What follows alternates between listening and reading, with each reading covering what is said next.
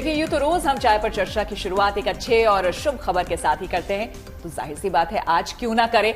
आज एक और अच्छी खबर लेकर आपके सामने हम आए हैं। चाय पर चर्चा की शुरुआत करते हैं और सबसे पहले बात संघ लोक सेवा आयोग यानी कि यूपीएससी ने फाइनल रिजल्ट 2024 के नतीजों की यूपीएससी सिविल सर्विसेज में शक्ति दुबे ने ऐलान करने के बाद शक्ति दुबे ने रैंक पहला जो है वो हासिल किया है। वहीं हर्षिता गोयल दूसरे और डोंगरे अर्चित पराग तीसरे स्थान पर हैं। और इस साल सिविल सेवा परीक्षा 2024 में कुल 1009 उम्मीदवार उत्तीर्ण हुए। यूपीएससी सिविल सेवा परीक्षा का फाइनल रिजल्ट आ जाने के बाद अब सफल उम्मीदवारों को उनकी पसंद, रैंक और उपलब्धता के आधार पर अलग अलग सेवाएं और कैडर दिए जाएंगे।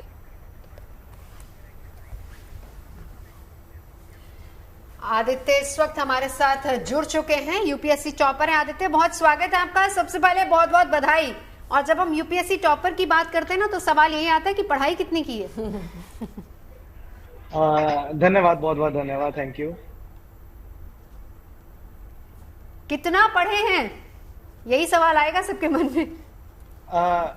नोशन जो रहता है कि 16, 18, 20 घंटे पढ़ना होता है, ये गलत है। हाँ। नियमित तरीके से 7 से 8 घंटे की पढ़ाई करें, वो काफी रहती है। आदित्य, लेकिन साथ ही ये भी आपसे जानना चाहेंगे, यूपीएससी ना अभी भी ज्यादातर लोग सुनकर उनको डर लगता है और कहते हैं कि जो किताबी कीड़ा होते हैं ना, सिर्फ वही इसे क्रैक कर सकते हैं। अगर आप लंबे समय तक बैठ करके पढ़ सकते हैं कंसंट्रेट करके, तभी। क्या ये भी बात गलत है? नहीं, मैं ये नहीं कहूंगा कि ये बात गलत है। यूपीएससी पढ़ाई तो मांगती है, नियमित रूप से थोड़ा किताबी कीड़ा तो बनना पड़ेगा।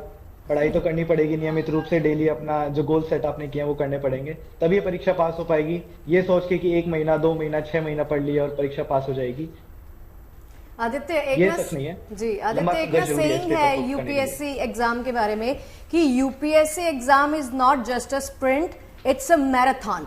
जो लोग दौड़ते हैं, परिश्रम करते हैं, हार्डवर्क करते हैं, लगातार डेडिकेशन दिखाते हैं, घंटों की मेहनत और महीनों की मेहनत होती है, कितना सच है ये? हर एक का अलग अलग होता है, बैकग्राउंड बहुत ज्यादा मैटर करता है। अगर कोई बच्चा काफी टाइम से बहुत अच्छा रहा है तो वो 1 साल या 2 साल में भी निकाल सकता है। हर एक का अलग अलग जर्नी रहा है। जैसे मुझे लगे हैं 5 अटेम्प्ट, किसी को 2 अटेम्प्ट भी लगते हैं, किसी को 3 अटेम्प्ट भी लगते हैं, तो सबके लिए अलग अलग चीज है। आदित्य, एक बात बताइए कि जो यूपीएससी के एग्जाम्स होते हैं वो बहुत सेक्रीफाइसेस मांगता है। आपने कितने सेक्रीफाइस किए अपनी लाइफ में? कहा आपने कितनी आउटिंग जो है वो नहीं की है, कितनी शादियां जो हैं, फैमिली में कई शादियां होंगी जो आपने अटेंड नहीं की होंगी, तो कितने सेक्रीफाइसेस आपने किए? हाँ जी, ये बात तो सच है कि कुछ सेक्रीफाइसेस करने पड़ते हैं। जैसे कि मैंने काफी टाइम तक अपना स्मार्टफोन छोड़ दिया था। मैं छोटा फोन कीपैड वाला यूज करता था जब भी एग्जाम नजदीक होते थे, तो साल में 4 से 5 महीने में छोटा वाला फोन यूज करता था। सोशल मीडिया मैंने कट ऑफ कर दिया था। साथ ही साथ हाँ, शादियां भी अटेंड करना, आउटिंग जो मैं पहले बहुत करता था कॉलेज टाइम पे या फिर अपने जॉब के टाइम पे, वो सब काफी हद तक बंद करना पड़ा और पढ़ाई पे ज्यादा फोकस करना पड़ा। आदित्य, ये बहुत जरूरी है। डिस्ट्रैक्शन सोशल मीडिया से बहुत होती है। मेरे ख्याल से आपके इस आंसर से बहुत लोगों को सीखना चाहिए, बच्चे जो खासतौर पर टीनेजर्स हैं। बिल्कुल। देखिए आदित्य, आपने बताया जैसे कि 5 अटेम्प्ट आपने किए, तो ऐसे में फैमिली का कितना ज्यादा योगदान रहा? आपने तो मतलब जाहिर है सेक्रीफाइस काफी ज्यादा किए, फैमिली का योगदान किस तरीके से रहा? फैमिली का योगदान काफी रहा है। मम्मी ने काफी सपोर्ट किया है, जैसे डेली रूटीन में अगर खाना प्रोवाइड करना, अब हमारे कपड़े, हमारा रूम साफ सफाई रखना और कांस्टेंट टाइम पे पूछते रहना कि क्या रहा है क्या नहीं रहा है। और पापा का हमेशा एक पिलर की तरह खड़े रहना कि डरना नहीं है, हमेशा करते रहना है, ये हमेशा साथ में रहे। तो इसी योगदान से मैं कहूंगा कि मैं सफल हुआ हूं। आदित्य, अब तक जो मूवीज या फिर सीरीज इस तरह के एग्जाम्स को लेकर आ चुकी है, हमने ये देखा है कि कोई भी यूपीएससी की तैयारी कर रहा है तो उसके कमरे में अगर आप दाखिल होते हैं तो चारों तरफ हर दीवार पे आपको नोट्स लिखे हुए और तरह तरह के मोटिवेशनल कोट्स और तमाम तरह की चीजें लिखी होती है।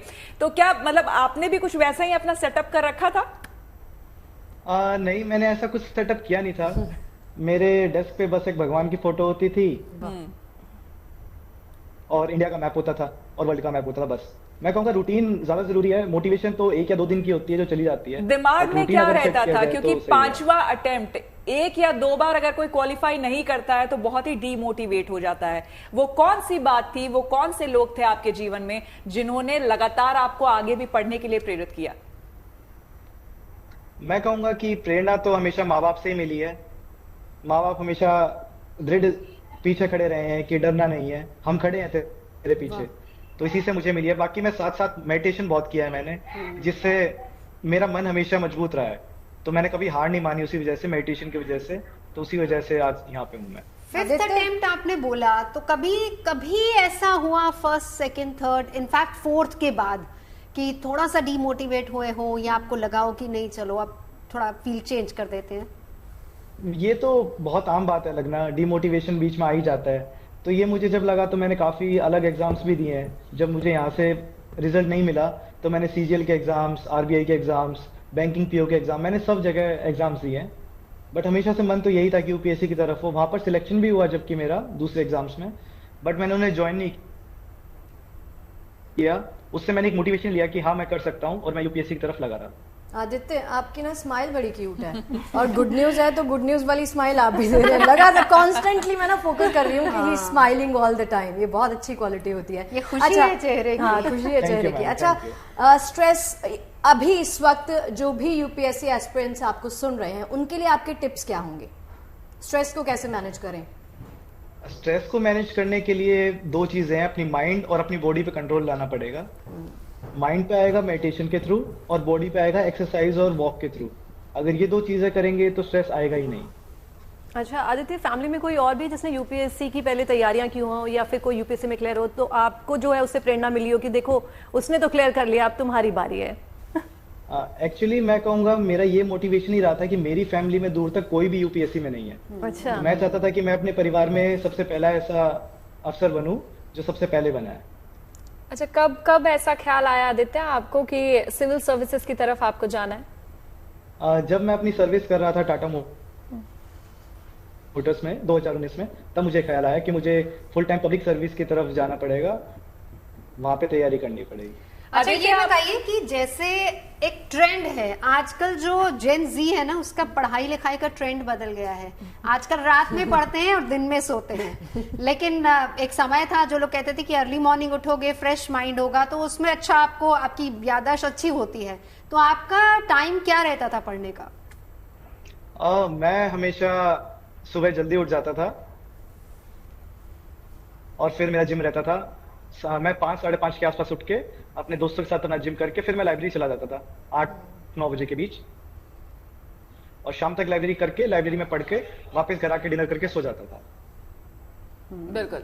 आदित्य, ये बताइए, बहुत सारे मुझे लगता है इस तरह के सवाल आपसे आगे भी लोग और पूछेंगे, और भी इंटरव्यूज में, और पहले भी कुछ लोग पूछ चुके होंगे। ये बताइए, अब सेलिब्रेशन के बारे में बताइए कि भाई जश्न किस तरह से मनने वाला है, घर में किस तरह की तैयारी है, रिश्तेदार क्या कह रहे हैं? सब खुश है सिलेक्शन से। अभी जश्न देखते हैं कैसे मनाया जाएगा, बट यही है कि ये तो एक पड़ाव है, आगे देश की सेवा के लिए काम करना है, तो जश्न तो होगा, बट उसके बाद काम भी बहुत करना है। बिल्कुल। लेकिन एक और सवाल था, जब आपने कहा कि आप टाटा मोटर्स में काम कर रहे थे पहले, और उसके बाद आपके दिमाग में आया कि नहीं, आपको फुल टाइम इस तरह का काम करना है, यूपीएससी आपको कंपीट करना है, तो ये मुझे बताइए कि ऑलरेडी एक जॉब में रहते हुए जब आपको सैलरी आने लगती है ना, तो अक्सर कई लोग रिलैक्स्ड हो जाते हैं। उनको लगता है कि चलो यही अच्छा हो रहा है, इसी में कुछ आगे बढ़ के कुछ अच्छा कर लेंगे।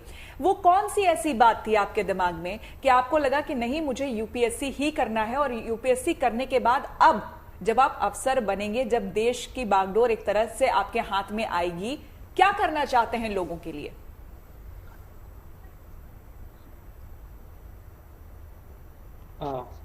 आवाज कट रही है। हेलो आदित्य, ये बताइए कि वो कौन सी ऐसी बात थी जब जॉब करते हुए आपके दिमाग में ये आई कि नहीं, मुझे ये जॉब नहीं, मुझे यूपीएससी ही क्रैक करना है, और अब जब आप अफसर बन जाएंगे तो क्या करेंगे लोगों के लिए? ये मोटिवेशन मुझे आई थी जब मैं प्राइवेट सेक्टर में था, तो मुझे लगा कि मुझे एक ऐसा फील्ड चुनना होगा जो मुझे और ज्यादा काम करने का मौका दे, ग्राउंड लेवल पे, लोगों की शिक्षा के लिए, उनके स्वास्थ्य के लिए, पर्यावरण के लिए। तो टाटा मोटर्स बहुत एक अच्छी ऑर्गेनाइजेशन है जो मुझे काफी अच्छा काम भी दे रही थी, सैलरी भी अच्छी थी, बट मुझे लगा कि इस तरफ भी मेरा रुझान थोड़ा ज्यादा था। और आपका दूसरा सवाल क्या था? बिल्कुल, ये इसी से कनेक्टेड मेरा सवाल था कि ज्यादातर लोग, क्या होता है कि अगर सैलरी मिल रही है, अच्छा जॉब मिल गया, तो लोग रिलैक्स्ड हो जाते हैं, लेकिन वो मन में आपकी क्या बात थी? मैं यही कहूंगा कि अगर हम सैलरी या फिर पैसे से अपनी खुशी देखेंगे तो आप लाइफ में कहीं ना कहीं रुक ही जाएंगे। खुशियां थोड़ी और बड़ी चीजों में अगर देखेंगे तो हमें और चीजें करने का मौका मिलेगा। तो सैलरी मेरा कभी मोटिवेटिंग फैक्टर रहा ही नहीं है, मेरा पब्लिक सर्विस की तरफ हमेशा रुझान रहा है और उसी से मुझे खुशी मिलेगी, तो इसलिए मैंने इस तरफ आने का सोचा। आदित्य, क्या इसके लिए फैमिली ने भी सपोर्ट किया? फैमिली ने समझाया नहीं कि बेटा जॉब मत छोड़ो अभी? यही फैमिली का हमेशा सपोर्ट रहा है काफी, इसी वजह से मैं आज यहाँ पर हूँ। उन्होंने कभी मुझे प्रेशराइज नहीं किया कि जॉब करना है, उन्होंने कहा कि जैसा तेरा मन है, जो भी तेरी इच्छा है वो कर। अच्छा आदित्य, ये बताइए कि आप घर में सबसे छोटे हैं या बड़े हैं?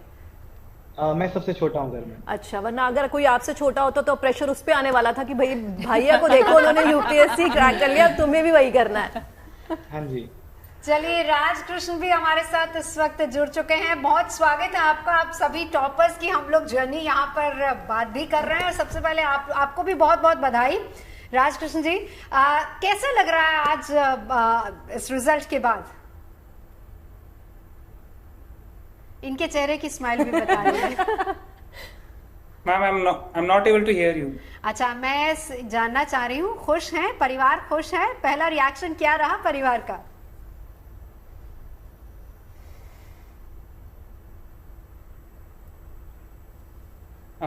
Ma'am, am I audible? जी जी, हम सुन पा रहे हैं आपको।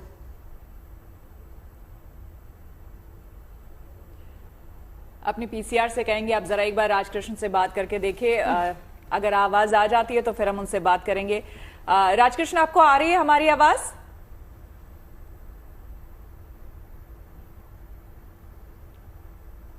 चलिए आदित्य के पास एक बार चलते हैं। आदित्य, फिल्में देखना पसंद है?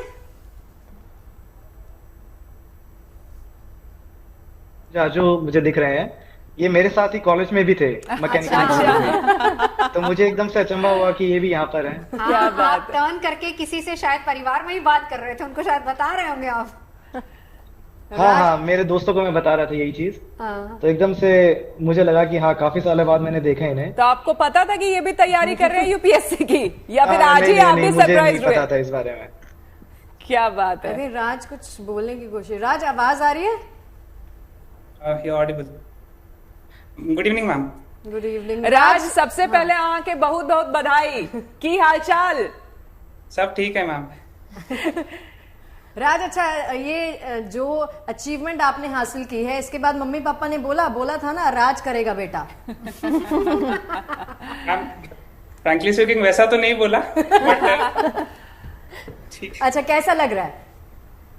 मैम, आदित्य मेरा बैचमेट है एक्चुअली। अच्छा, आप आपस में बात दोनों लोग एक दूसरे को बधाई दे दीजिए। आदित्य, आप राज को सुन पा रहे हैं और राज आपको सुन पा रहे हैं, आप दोनों बात करना चाहेंगे, बधाई देना चाहेंगे एक दूसरे को? हम दोनों ने साथ मैंने कांग्रेचुलेशन राज से पढ़ाई की थी, MNNIT इलाहाबाद। अरे वाह। और we both passed in the same year, तो मेरा 8 आया है और आदित्य का 9 आया है। वाह, बहुत दैट इज बढ़िया। कोइंसिडेंस। क्या बात है। हाँ। क्या बात है। ये कुछ ऐसे ही होगा, कब के बिछड़े आज जाके मिले। और राज, आदित्य आपको बधाई दे रहे हैं। Yes ma'am. राज थोड़े शर्मीले लग रहे हैं। दोनों की स्माइल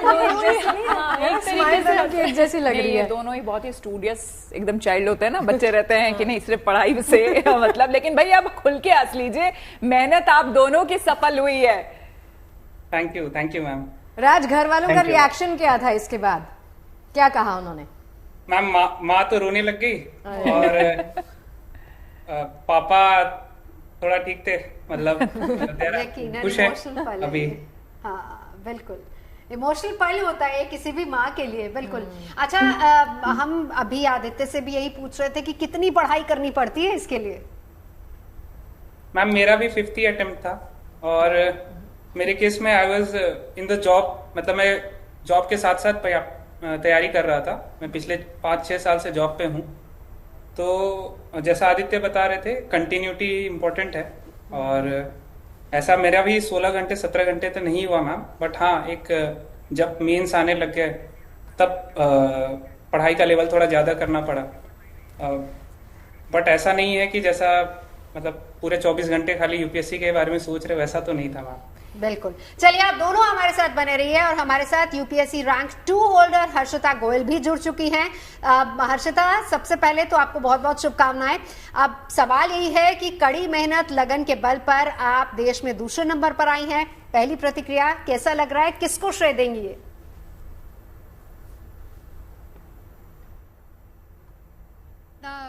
इसमें श्रेय तो जाता है मेरी फैमिली को, मेरे पापा को, क्योंकि पापा ने मुझे हर स्टेप पे बहुत ज़्यादा सपोर्ट किया है सर।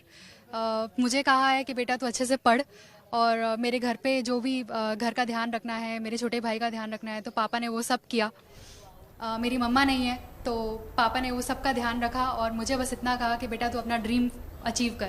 तो सबसे बड़ा श्रेय सर मेरे पापा को जाता है, और उसके बाद सर मेरे फ्रेंड्स यहाँ पे जिन्होंने मुझे इतना सपोर्ट किया, और भगवान की कृपा सर, और अंत में सर मेरी खुद की मेहनत, ये सब की वजह से मैं सफलता प्राप्त कर पाई हूँ। बहुत बढ़िया। हर्षिता, एक बात बताइए कि हर किसी की ना कोई इंस्पिरेशन रहती है, आपकी इंस्पिरेशन क्या थी, कहाँ से मोटिवेशन मिला इतना? सर मैंने अपना चार्टर्ड अकाउंटेंसी क्रैक किया 2021 में, और तब तक तो मैंने सोचा भी नहीं था कि मैं सिविल सर्विसेज में आऊँगी, बट प्रेरणा मेरे पापा थे। मेरे पापा ने मुझे गाइड किया। हमेशा से मुझे एक था कि मैं लोगों के लिए कुछ करूं, सर्विस की भावना हमेशा से थी, बट मेरे पापा ने मुझे गाइड किया कि बेटा आप सिविल सर्विसेज में आके ये चीज़ और अच्छे और बेहतर वे में कर सकते हो। तो उनकी प्रेरणा की वजह से सर मैंने सिविल सर्विसेज में आने का डिसाइड किया सर। और यूपीएससी टॉपर शक्ति दुबे इस वक्त कुछ कह रही हैं, आइए सुनते हैं। जस्ट रिफ्लेक्ट बैक, क्या गलतियां हुई उस पर काम करेंगे, वरना ये हमेशा दिमाग में रखना है कि यूपीएससी सिर्फ एक एग्जाम है, it's not more than life, not anything more important then your life it is. So I think ये चीज़ें हैं जो बच्चों को अपने दिमाग में रखनी चाहिए। मम्मी पापा से बात हुई? जी हाँ बिल्कुल, सबसे पहले उन्हीं से बात हुई। हाँ, और आज कोई मंदिर जाने की तैयारी है? ढोल नगाड़े कुछ बज रहे हैं घर पे? मंदिर तो मैं आज सुबह ही होके आई यहाँ पे, तो इसलिए हाँ डेफिनेटली इसके बाद मैं यहाँ से निकलूंगी तो मंदिर ही जाऊंगी। अच्छा, ये आपका 5वां अटेम्प्ट जी। 5 अटेम्प्ट्स आप मतलब ये 5वां अटेम्प्ट था, 4 एग्जाम्स आपने लिखे, फेल्योर को कैसे हैंडल किया जाए, एक मैसेज? आई थिंक अगर आपको अपने ऊपर कॉन्फिडेंस है कि you can work on it, कि जो गलतियां हुई मुझसे सुधारी जा सकती हैं, खुद के ऊपर सेल्फ कॉन्फिडेंस, पेरेंट्स का सपोर्ट, आई थिंक फैमिली का साथ, इतने से हो जाती हैं चीजें, हैंडल हो जाती हैं। 2 से 3 टिप्स अगर आप जल्दी से आप देना चाहें एस्पिरेंट्स को जो तैयारी कर रहे हैं, आज आपकी तरफ देखना चाह रहे हैं, तो वो क्या होंगे? बहुत ही minimum number of book list होनी चाहिए, प्रीवियस ईयर क्वेश्चंस और सिलेबस का हमेशा गाइडेंस लेकर चलना चाहिए, and I think enough number of mocks practice करना भी बहुत जरूरी है, so that you get used to the exam conditions जो यूपीएससी को रिक्वायर्ड है। Thank you so much Shakti, ANI परिवार की तरफ से आपको बहुत बहुत धन्यवाद। Thank you so much. Thank you. तो शक्ति दुबे को आप सुन रहे थे, और हर्षिता के पास एक बार फिर से हम चलते हैं। हर्षिता, आप बनी हुई हैं लगातार हमारे साथ, ये बताइए कि हम आपसे जानना चाहेंगे, इनफैक्ट जो लोग आपको सुन रहे हैं वो जानना चाहेंगे कि यूपीएससी जैसी परीक्षा पास करने के लिए आखिर कितने चैलेंजेस होते हैं जो आपको फेस करने होते हैं? चैलेंज में सबसे बड़ा चैलेंज होता है अनसर्टेनिटी। हमें पता नहीं होता है कि यूपीएससी में क्या होगा, किस स्टेज पे आप क्रैक ना कर पाएं, आपको वापस से स्टार्ट करना पड़ता है। अनसर्टेनिटी चैलेंज होता है, और इतना ड्यूरेशन इसका इतना लंबा होता है एग्ज़ाम का, तभी हमें ऐसा होता है कि शायद हम क्या इसके लिए बने हैं या नहीं, सेल्फ डाउट भी होता है। और इन सब के बीच सर एक मोटिवेशन रहता है, फैमिली का सपोर्ट, और हमें क्यों सिविल सर्विसेज करना है वो हमें याद रहता है, तो उसकी वजह से सर एक प्रेरणा मिलती रहती है। एक ये भी चैलेंज था सर कि जब मेरी मेंस की एग्ज़ाम थी उसके जस्ट 1 हफ्ते पहले मुझे टाइफाइड हो गया था, तो वो उस हालत में सर दवाई लेते लेते मैंने एग्ज़ाम दी और वो क्रैक की, और फिर इंटरव्यू आया, इंटरव्यू में अच्छे से मेहनत करके क्रैक किया सर। तो अपने आप सर रास्ते आसान होते रहे, आसान हो जाते हैं, और जब मन में एक विश्वास हो ना, एक लगन हो, तो मुझे लगता है कि सब कुछ आसान होता है। एक बार फिर से आदित्य के पास चलते हैं। आदित्य, कौन सी बुक्स है जिनका आपने यूज किया, और कुछ टिप्स हैं जो आप हमें और हमारे दर्शकों को देना चाहेंगे कि जब हम यूपीएससी के एग्जाम्स की तैयारी कर रहे हो तो ये टिप्स होने चाहिए?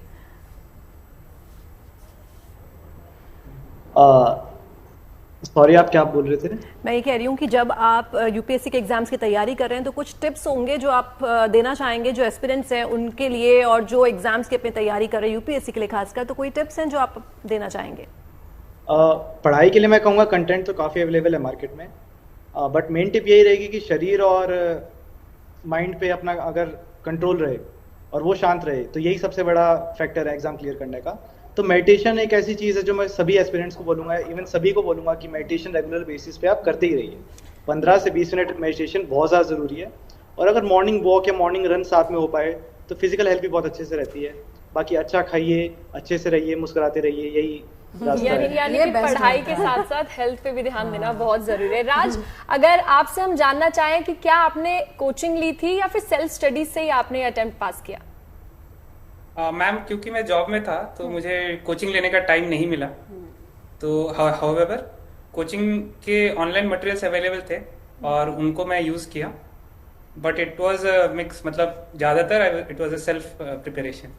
राज, ये बताइए कि आप परिवार के साथ रहते हैं, माता पिता आपके साथ रहते हैं या फिर अकेले आप रहते हैं, क्योंकि इसका बहुत फर्क पड़ता है, असर पड़ता है।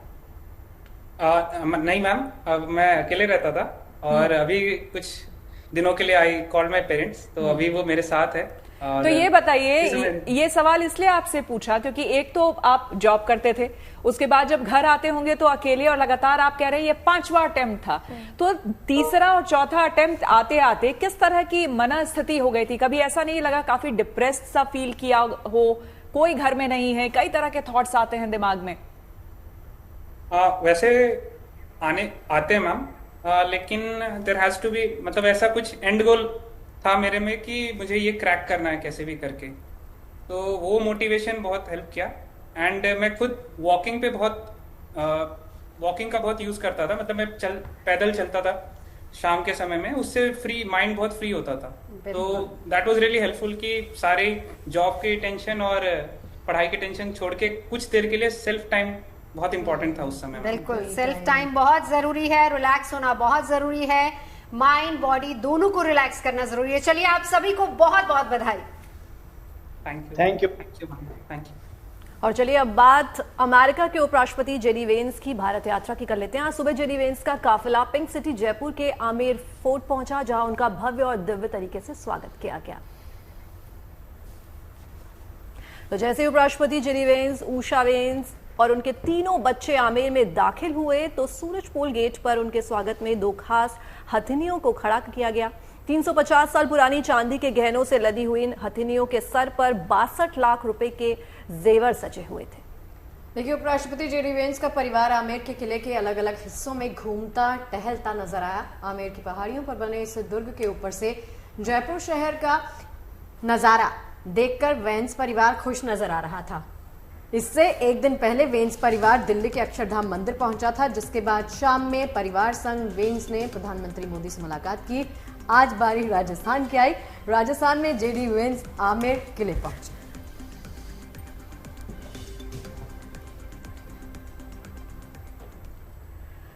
और 4 दिवसीय दौरे पर आए अमेरिकी उपराष्ट्रपति का भारतीय संस्कृति के प्रति लगाव इस दौरे पर साफ दिखा। जेडी वेंस भले ही अमेरिकी हों, लेकिन उनकी पत्नी भारतीय मूल की है। ऐसे में परिवार का भारतीय विरासतों के प्रति लगाव लाजमी है। और जयपुर में वेंस परिवार ने प्रसिद्ध आमेर किले का दीदार भी किया। आमेर किले से होटल रामबाग पैलेस जाते वक्त रास्ते में जल महल, हवा महल और परकोटे का भी वेंस एंड फैमिली ने दीदार किया है।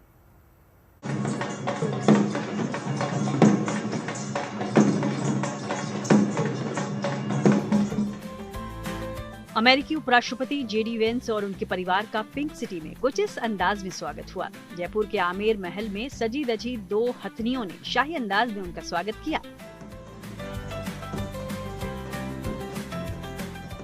वहीं इन विदेशी मेहमानों के स्वागत में राजस्थानी कलाकारों ने भी अपनी अदाकारी से समा बांधा। कलाकारों ने मनमोहक नृत्य कर जेडी वेंस और उनके परिवार का दिल जीत लिया। आमेर फोर्ट पहुंचने पर राजस्थान के मुख्यमंत्री भजन लाल शर्मा ने उपराष्ट्रपति जेडी वेंस का फूलों का गुलदस्ता देकर स्वागत किया, जबकि डिप्टी सीएम दिया कुमार ने उषा को गुलदस्ता भेंट किया। जेडी वेंस जयपुर से अरावली की पहाड़ियों पर स्थित आमेर फोर्ट को देखने के लिए जीप से पहुंचे। कड़ी सुरक्षा के बीच वो आमेर के किले में दाखिल हुए। अमेरिकी उपराष्ट्रपति संगमरमर और पीले पत्थर से बने आमेर फोर्ट पर अपने परिवार के साथ करीब 1.5 घंटे रुके। साथ ही उन्होंने इतिहासकारों से किले के बारे में जानकारी भी ली। इस दौरान जेडी वेंस ने बेटी को गोद में लेकर फोर्ट को चारों तरफ से दिखाया। और यहाँ पर जेडी वेंस, जो कि अमेरिकन राष्ट्रपति हैं, अपनी पत्नी उषा वेंस और 3 बच्चों के साथ पहुंचे हैं। ये ऐतिहासिक किला है जयपुर का आमेर किला, जो कि कुशवाहा एम्पायर का गढ़ माना जाता था, राजधानी माना जाता था। यहाँ पर जो दीवाने आम है, जो कि संगीत करने के बाद वो आज राजस्थान के मुख्यमंत्री भजन लाल शर्मा से और राज्यपाल से मुलाकात करने वाले हैं। कल उनका आगरा जाने का कार्यक्रम है। यहाँ उन्होंने फोर्ट में दीवाने आम मानसिंह महल देखा। इसके साथ ही वेंस के परिवार ने आमेर महल में स्थित विश्व प्रसिद्ध शीश महल का दीदार भी किया। ये शीश महल कीमती पत्थर और विदेशी कांच से बना है। जेडी वेंस 4 दिन के भारत दौरे पर हैं। सोमवार को वो दिल्ली पहुंचे थे। वो सुबह अक्षरधाम मंदिर गए और कल शाम ही उन्होंने प्रधानमंत्री मोदी से भी मुलाकात की थी। तय कार्यक्रम के अनुसार जेडी वेंस परिवार समेत कल सुबह जयपुर से आगरा जाएंगे। ताजमहल देखकर वो कल ही जयपुर लौट आएंगे। कल यानी बुधवार को वो जयपुर के सिटी पैलेस की सैर करेंगे और गुरुवार को अपने देश अमेरिका रवाना हो जाएंगे। उषा वेंस के लिए ये दौरा बेहद महत्वपूर्ण है क्योंकि उषा वेंस भारतीय मूल की हैं। उनके माता पिता आंध्र प्रदेश के रहने वाले थे जो बाद में अमेरिका जाकर बस गए। उषा का जन्म अमेरिका में ही हुआ है और वो पहली बार भारत आई हैं। माना जा रहा है कि ये यात्रा जेडी वेंस और उषा वेंस के लिए यादगार रहेगी। साथ ही भारत और अमेरिका के रिश्तों को भी आगे बढ़ाने में मील का पत्थर साबित होगी। जयपुर से देवांकुर के साथ bureau report, good news today. तो आज है वर्ल्ड अर्थ डे और इस दिन को मनाने के पीछे का मकसद पर्यावरण संरक्षण की तरफ लोगों का ध्यान आकर्षित करना है। और इसीलिए आज हम आपको गुरुग्राम लेकर चलेंगे जहां पर एक युवा ने पर्यावरण संरक्षण को ध्यान में रखकर ऐसा ऑफिस तैयार किया है जिसे देखकर आप हैरान हो जाएंगे।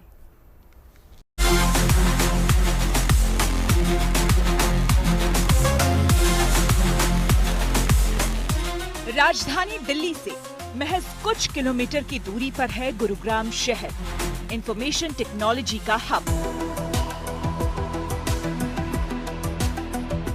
यहाँ पर आपको बड़ी बड़ी इमारतें देखने को मिल जाएंगी जिनमें बड़ी बड़ी कंपनियों के दफ्तर हैं। मानो कंक्रीट के जंगल का विस्तार लगातार होता जा रहा है। सिर्फ गुरुग्राम ही नहीं, पूरी दुनिया में इसी तरह कंक्रीट का जंगल फैलता जा रहा है और ग्लोबल वार्मिंग की समस्या विकराल होती जा रही है, जिसका असर ये होने लगा है कि पृथ्वी का तापमान बढ़ता जा रहा है। वातावरण में गर्मी का प्रकोप तेज होने लगा है। तो पूरे विश्व में जहां पर ग्लोबल वार्मिंग की बात हो रही है, जहां पर हम कह रहे हैं कि पारा लगातार इतना चढ़ रहा है जो कि तमाम पिछले रिकॉर्ड्स तोड़ रहा है। अगर हम सिर्फ उत्तर भारत की बात करें, अगर हम दिल्ली एनसीआर की बात करें, तो मई और जून में जो अमूमन गर्मी महसूस हम किया करते थे वो अप्रैल में हम महसूस कर रहे हैं। और इसके पीछे ग्लोबल वार्मिंग सबसे बड़ी वजह बताते हैं हम। और ग्लोबल वार्मिंग के पीछे वजह हालांकि कई हैं, लेकिन उनमें से एक वजह कंक्रीट के वो जंगल हैं जिसे हमने खुद ने तैयार किया है।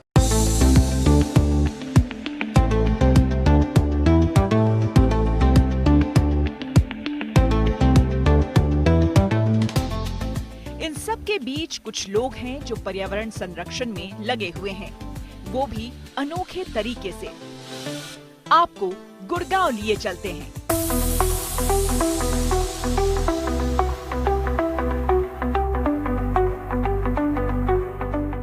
जहां पर एक युवा पर्यावरण को बचाने के लिए कुछ अलग तो कर ही रहे हैं। उनका ऑफिस भी आपको प्रकृति के छांव का एहसास कराएगा, क्योंकि ये बांस से बना हुआ है। ये जो लोकेशन है गुड़गांव की सिटी सेंटर में है और ये एक इंडस्ट्रियल एरिया में सिचुएटेड है जिसका नाम मारुति इंडस्ट्रियल एरिया, और ये एक हमारा smartphone renewal centre plus office है। इसकी खास बात ये है कि जब हमें ये बिल्डिंग बनानी थी तो हमने जो मटेरियल चॉइस ली वो काफ़ी यूनिक है और काफ़ी नॉवल है। हमने बैम्बू से बनाने का सोचा। तो यानी कि ये जो एंटायर ऑफिस आपका है वो पूरा बैम्बू से बना हुआ है? जी, इसमें जो प्राइमरी मटेरियल यूज़ किया गया बैम्बू यूज़ किया गया। तो जैसे हम एंट्रेंस पे देखते हैं, ये जो आर्क बनाई गई है वो भी बैम्बू से बनाई गई है। The columns, truss, the roofing, सब कुछ बैम्बू से किया गया है।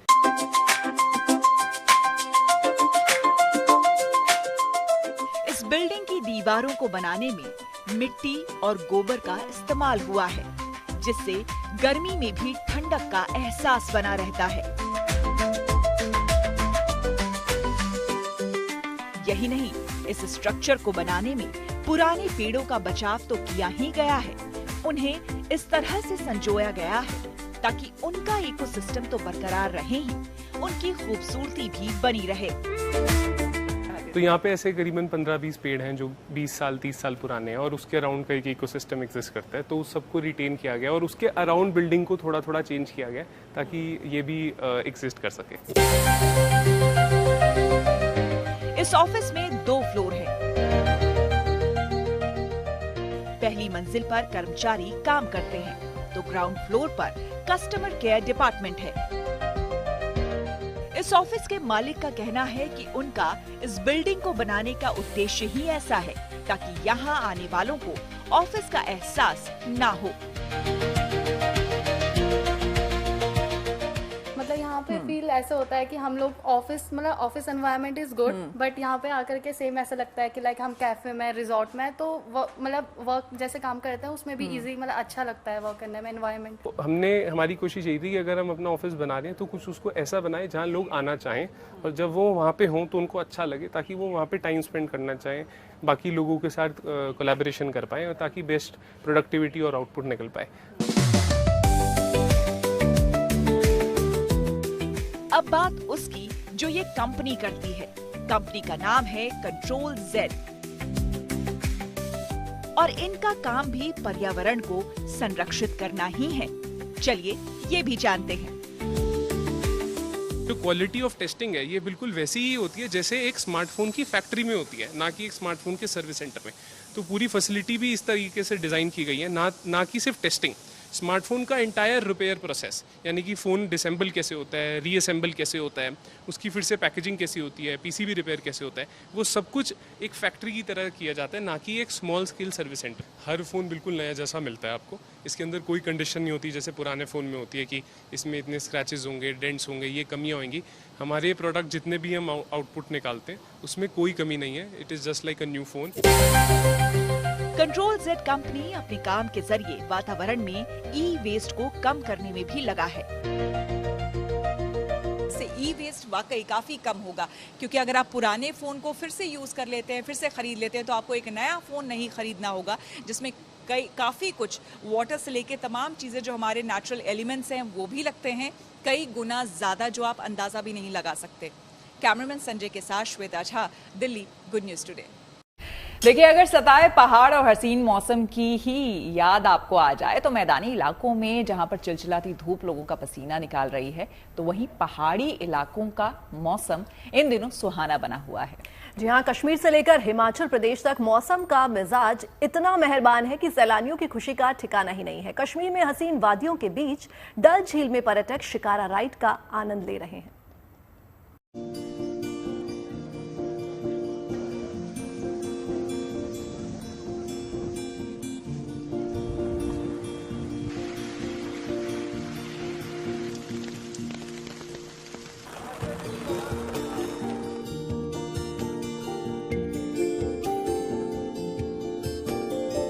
यूं तो कश्मीर की वादियां अपनी खूबसूरती के लिए हमेशा ही जानी जाती रही हैं, लेकिन जब अप्रैल के महीने में बेतहाशा गर्मी का मौसम हो और पारा 40 के पार, तब कश्मीर की इन हसीन वादियों का लुत्फ दोगुना हो जाता है। चोटियों पर बर्फबारी और बारिश के बाद घाटी का मौसम खुशगवार है और श्रीनगर की ये तस्वीर इसकी सनद है। गर्मी से बचने के लिए जिन सैलानियों ने कश्मीर का रुख किया, उनके लिए मौसम का ये रंग तो जैसे कभी न भूल पाने वाली वो हसीन याद बन गया, जिसको आंखों में भर जिंदगी भर सुकून का एहसास किया जा सकता है। कश्मीर पहुंच रहे सैलानियों के लिए डल झील किसी शानदार एक्सपीरियंस से कम नहीं होता।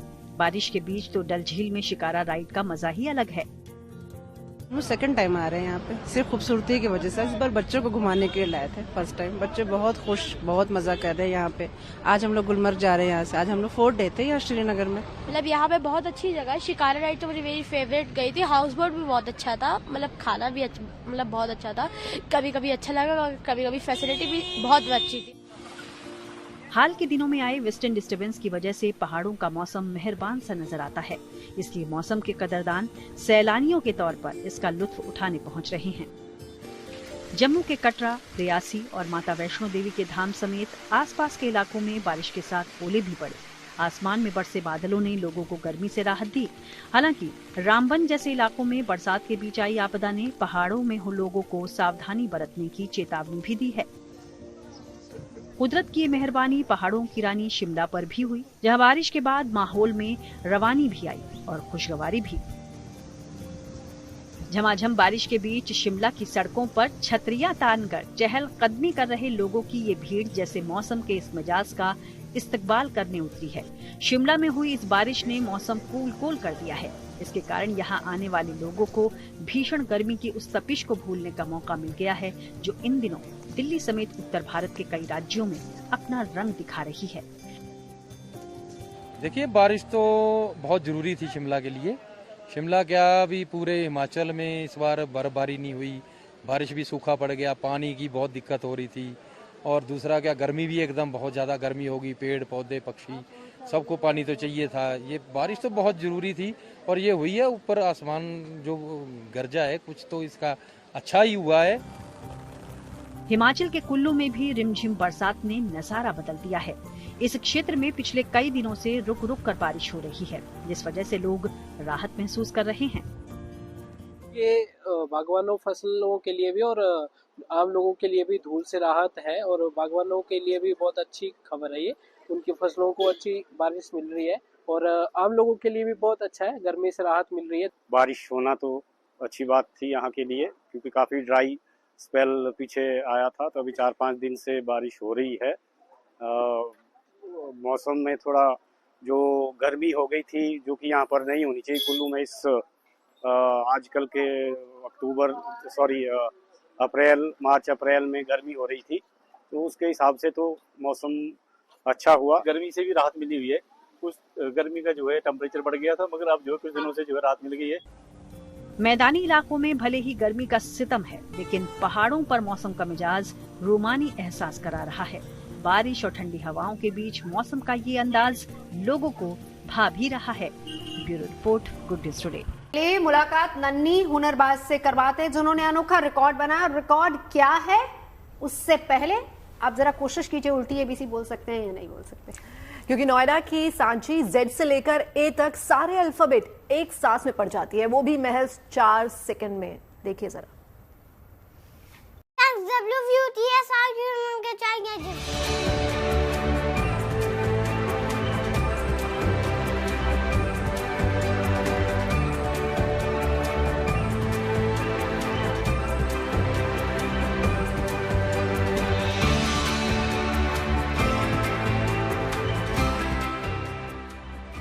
एक, 2, 3 और 4। महज 4 सेकेंड। ये वक्त शायद क्या बोलना है यही सोचने में निकल जाता है, लेकिन नोएडा की रहने वाली 5 साल की सांची ने 4 सेकेंड में कुछ ऐसा कर दिखाया, जिसकी बदौलत इनका नाम इंडिया बुक ऑफ रिकॉर्ड्स में दर्ज किया गया है। दरअसल सांची ए से लेकर जेड तक के सारे अल्फाबेट एक सांस में बोलती हैं। लेकिन ट्विस्ट ये है कि रिवर्स यानी उल्टा।